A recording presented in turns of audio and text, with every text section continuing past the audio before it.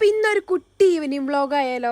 ഓഫീസിൽ തന്നെ ഈ പതിയെ പോലെ ട്രെയിൻ ഇന്നും ലേറ്റ് ആയതുകൊണ്ട് തന്നെ എത്തിയപ്പോ അത്യാവശ്യം ടൈമൊക്കെ ആയിട്ടോ. പിന്നെ മിണ്ടാനും പറയാനും ആരെങ്കിലും കിട്ടിയിട്ടുണ്ടെങ്കിൽ എനിക്ക് സീനില്ലാത്ത കാരണം പിന്നെ കുഴപ്പമില്ല.